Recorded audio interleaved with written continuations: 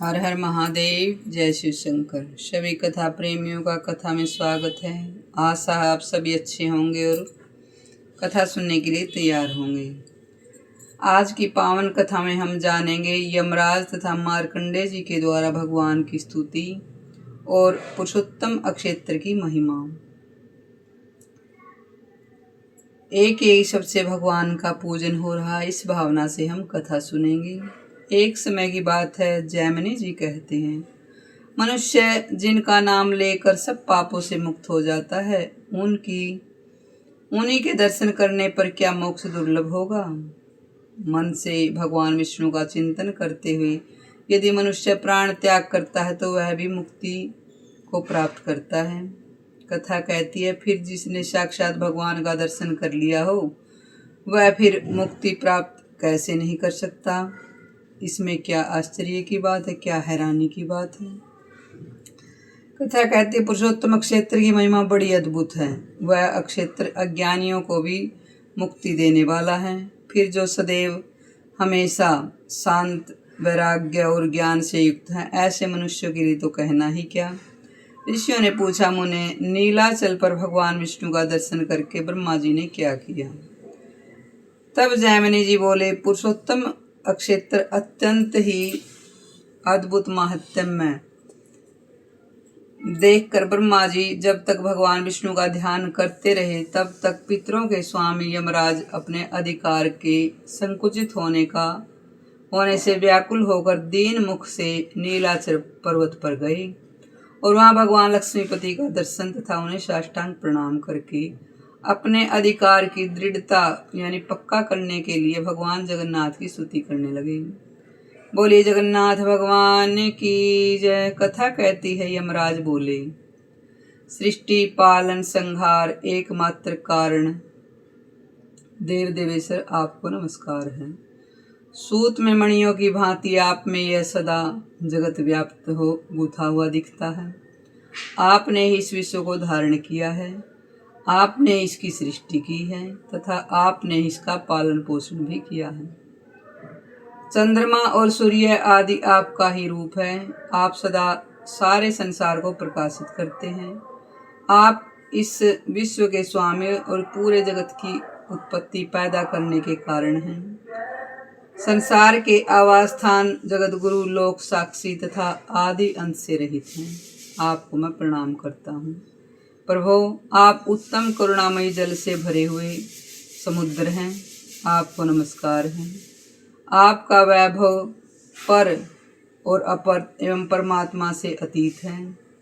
आप ही इस विश्व, इस संसार के जन्मदाता हैं। संसार के संताप रूपी हिम को सुखा डालने वाले सूर्य, आपको नमस्कार है। दीन बंधो, आपको नमस्कार है। आपने अपनी माया से सारे संसार के वैभव की रचना की है। तीनों लोक, तीनों गुण आपकी रज्जु यानी रस्सी हैं। आपको नमस्कार है। कमल केसर की भांति निर्मल वस्त्र धारण करने वाले, आपको नमस्कार है। आपके कटाक्षपात मात्र से संसार की सृष्टि, पालन और संहार होते हैं तथा यह ऊंच नीच जगत बारंबार जन्म लेता है। नीलाचल की गुफा में निवास करने वाले आप कृपा निधान प्रभु को मैं प्रणाम करता हूँ। कथा कहती है, आप शंख चक्र गदा पद धारण करने वाले और सबको शुभ प्रदान करने वाले हैं। शरणागत प्राणियों के समस्त पापों का नाश करने वाले मुरारी को मैं नमस्कार करता हूँ। बोली लक्ष्मी नारायण भगवान की जय। आपका मनोहर एवं विशाल वक्ष यानी छाती है। श्रीवत्स श्री जी का निशान तथा कौस्तुभ मणि से उद्भासित चमक रहा है। आपको नमस्कार है। आपके युगल चरण बिंदों का आश्रय लेने से ऐश्वर्य भागनी लक्ष्मी की सब लोग शरण लेते हैं और वे सब आपको अलग अलग ऐश्वर्य देने में समर्थ होती हैं, दे सकती हैं। वे लक्ष्मी आपकी परा और अपरा प्रकृति हैं। वे समस्त शुभ लक्षणों से लक्षित हैं, अच्छे लक्षण हैं। कथा कहती है, आप लक्ष्मीपति के वक्षस्थल पर नित्य निवास करती हैं।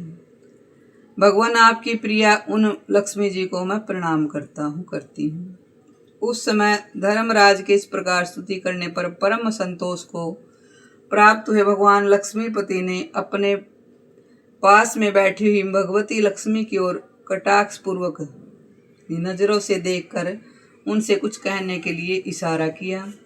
उनकी प्रेरणा पाकर संसार दुख का विनाश करने वाली मेरी माँ ने सब लोगों के कल्याण के लिए यमराज से कहा, हे सूर्य नंदन, तुम जिस उद्देश्य से यहाँ आए हो, हम दोनों की स्तुति करते हो, उसकी सिद्धि इस स्थान यानी इस दुर्लभ अक्षेत्र में है, क्योंकि हमारे लिए इस पुरुषोत्तम अक्षेत्र का त्याग करना असंभव है। इस अक्षेत्र में कभी कर्मों के फल नहीं प्राप्त होते।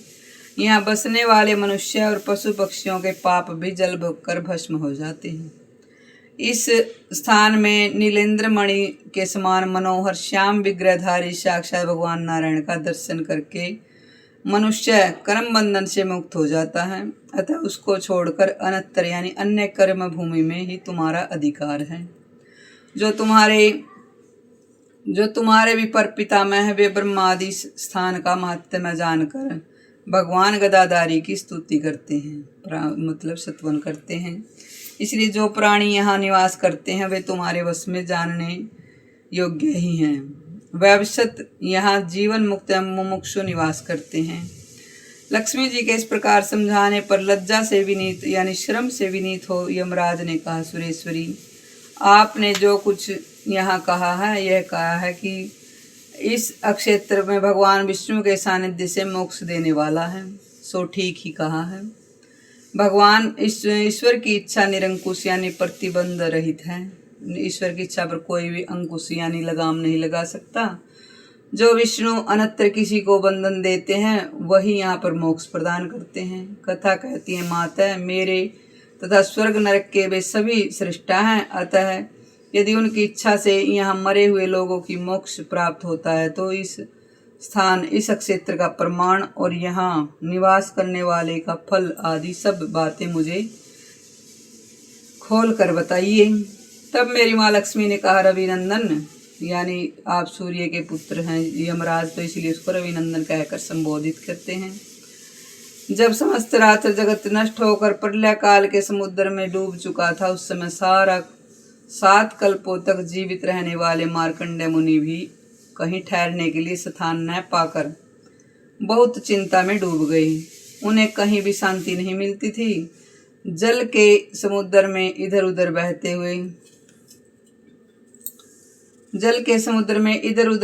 हुए पुरुषोत्तम क्षेत्र में आए।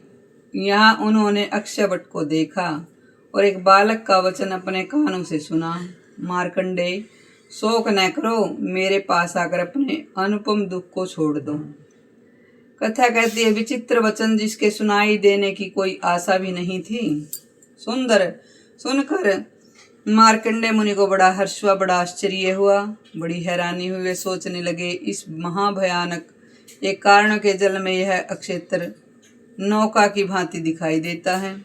इसमें यह महान बरगद का वृक्ष खंबे के समान खड़ा है। कथा कहती, इस प्रलयकालीन एक कारण में जब समस्त स्थावर जंगम का नाश हो गया, तब भूतल का यह प्रदेश बहुत स्थिर कैसे हो प्रतीत होता दिखाई देता। मार्कंडेय, आओ, यह स्नेह एवं आग्रह युक्त वचन कहाँ से सुन पड़ता है। कथा कहती है, यही सब सोचते और जल में तैरते हुए मार्कंडेय ने शंख चक्र गदा हाथ में लिए और भगवान विष्णु तथा उनके हृदय में आसन पर बैठी हुई माँ लक्ष्मी जी को देखा। तब उनका चित्त प्रसन्न हो उन्होंने साष्टांग प्रणाम करके कहा कि भगवान विष्णु को प्रसन्न करने के लिए इस प्रकार स्तुति करने लगे। बोलिए लक्ष्मी नारायण भगवान की जय। आज आपके चरण बिंदों की सेवा का प्रसंग पाकर मैं रुद्र, इंद्र और ब्रह्मा जी के समान वैभव से संपन्न हो गया, यानी धन संपत्ति संपन्न हो गया। आज तक सब और संताप उठाता रहा, प्रभु अब अपनी शरण में आए हुए मुझ दीन की रक्षा कीजिए। आपके युगल चरणविंद अचिंत्य शक्ति से संपन्न और कल्याण की प्राप्ति का प्रदान कारण है। इसलिए ब्रह्मा आदि देवता सभी उनकी परिचर्या में लगे रहते हैं। मैं तो भक्ति भाव से हीन और दीन दुखी हूँ। दया सिंधो मेरी रक्षा कीजिए। यह समस्त ब्रह्मांड जिनके अंग से उत्पन्न हुआ है, और ऐसे कोटि कोटि यानी करोड़ों करोड़ों ब्रह्मांड, करोड़ों करोड़ ब्रह्मांड जिनसे स्थित प्रतीत होते हैं तथा जिनसे लीला विलास से ही सबकी सृष्टि, पालन और संहार कार्य होते हैं, वे ही आप विष्णु हैं। भगवान, मुझ अत्यंत दीन की रक्षा कीजिए।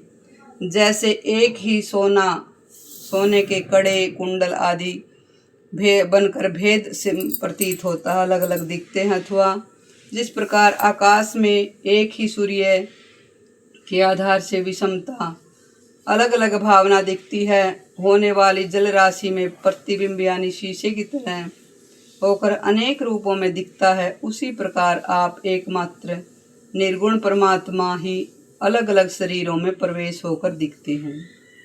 कथा कहती है, हे अपार शक्तिशाली परमेश्वर, आप सब प्रकार की समस्त इच्छाओं से रहित अथवा ग्रहण और संकल्प से शून्य हैं, तथापि प्रत्येक युग में दीनों के ऊपर दया करने के योग्य शरीर धारण करते हैं।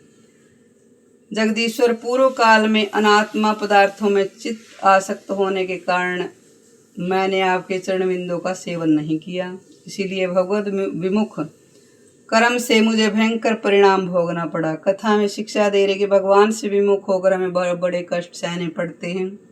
दया सागर, मुझ दीन की रक्षा कीजिए। हे महात्मन, संपूर्ण लोकों की रक्षा, सृष्टि, पालन और संहार की लीला से सुशोभित होने वाले जो आपका यह त्रिगुणमय स्वरूप है, तीनों प्रकार का स्वरूप है, यानी ब्रह्मा, विष्णु और शिवात्मक, जो ये तीन रूप है वही महतत्व आदि का भी कारण है। आप प्रकृति से परे तथा सबके आदि कारण हैं। आपको नमस्कार है। हे सर्वव्यापी जगन्नाथ, मेरी रक्षा कीजिए, मैं संसार समुद्र में डूबा हुआ हूँ। हे गोविंद, आपकी कृपा कटाक्ष पूर्वक मेरी ओर दृष्टि देखकर इस भव सागर से मेरा उद्धार कीजिए। कथा कहती, इस प्रकार स्तुति करते हुए ब्रह्मर्षि मार्कंडे को कृपा दृष्टि से देखकर मेरे भगवान नारायण ने इस प्रकार कहा, विप्रवर, मेरे तत्व को न जानने के कारण ही तुम अत्यंत दीन हो रहे हो, यानी दुखी हो रहे हो। तुमने अत्यंत दुष्कर तप का अनुष्ठान किया, किंतु उससे केवल दीर्घजीवी ही हुए हो, यानी तुम्हारी उम्र ही लंबी हुई है। महामुने, इस कल्पवट के ऊपर पत्ते के दोने में सोए हुए उस बालक रूप को देखो, वह सब का काल रूप है। उसके फैले हुए मुख में प्रवेश करके यहाँ सुखपूर्वक रह सकते हो। भगवान के ऐसा कहने पर मार्कंडे जी का मुख आश्चर्य से चकित हो गया। उन्होंने वट वृक्ष पर चढ़कर भगवान को बाल रूप में देखा, उसमें प्रवेश किया। भीतर जाने पर उन्हें 14 भुवन देखे। ब्रह्मा आदि देवता, दिग्पाल, सिद्ध, गंधर्व, राक्षस, ऋषि, मुनि, देवर्षि, समुद्रों में चिन्हित भूतल, अनेक तीर्थ, नदी, पर्वत, वनों से उपलक्षित श्रेष्ठ नगर देखा।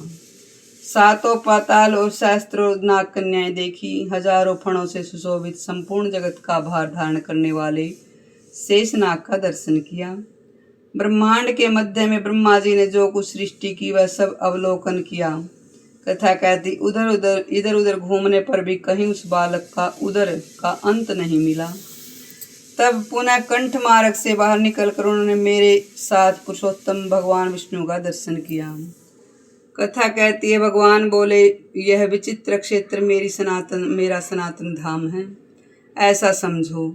यहाँ न सृष्टि है, न प्रलय है, और न इस संसार का बंधन ही है। सदा एक रूप में रहने वाले मुझ मोक्षदायक पुरुषोत्तम को यहाँ विद्यमान जानकर इस स्थान में प्रवेश करने वाला पुरुष घनानंद स्वरूप को पुनः गर्भ में नहीं आता। तब मार्कंडे मुनि ने कहा, प्रभु, मैं यहाँ निवास करूँगा।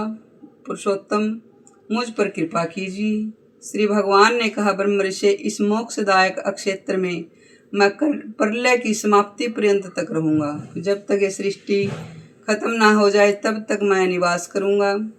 प्रलय के अंत में तुम्हारे लिए यह सनातन तीर्थ का निर्माण करूँगा, जिसके तट पर तपस्या करके मेरे द्वितीय शरीर यानी दूसरे शरीर शिव की आराधना करते हुए तुम मेरी कृपा से मृत्यु को निश्चित रूप से जीत लोगे। कथा में शिक्षा दे रही, जिस भगवान शिव का मार्कंडे जी ने तपस्या की थी वे ही मेरे नारायण हैं। इस प्रकार पहले से वरदान पाए हुए मार्कंडेय महामुनि ने वट के वायव्य कोण में भगवान के चक्र से एक कुंड खोदा। उस पवित्र कुंड में रहकर भारी तपस्या से भगवान महेश्वर की आराधना करके उन्होंने मृत्यु को अनायास ही जीत लिया। उन्हीं मार्कंडेय जी के द्वारा नाम से यह कुंड प्रसिद्ध है, जिसमें स्नान करके मार्कंडेश्वर शिव का दर्शन करने से अश्वमेध यज्ञ का फल मिलता है। बोलिए मार्कंडेश्वर महादेव की जय। यह पुरुषोत्तम क्षेत्र 5 कोस तक से समुद्र से के भीतर स्थित है, जो और 2 कोस तक उसके तट की भूमि पर विद्यमान है। यह अत्यंत निर्मल सुनहरी बालिकाओं से व्याप्त है तथा नीलगिरी से शोभित है। वे जो विश्वनाथ भगवान शिव हैं, साक्षात नारायण स्वरूप ही हैं। वे ही भगवान जगन्नाथ की उपासना करने के लिए समुद्र के तट पर निवास करते हैं। यमराज के दंड का भय नष्ट करने के कारण उनका नाम यशेश्वर है, यमेश्वर है। उनका दर्शन और पूजन करने से कोटि शिवलिंगों के दर्शन और पूजन का फल प्राप्त होता है। बोलिए यमेश्वर महादेव की जय। हर हर महादेव, जय शिव शंकर। सभी का कथा सुनने के लिए धन्यवाद। कथा आपको कैसी लगी हमें कमेंट में अवश्य बताइए। हर हर महादेव, जय शिव शंकर। धन्यवाद।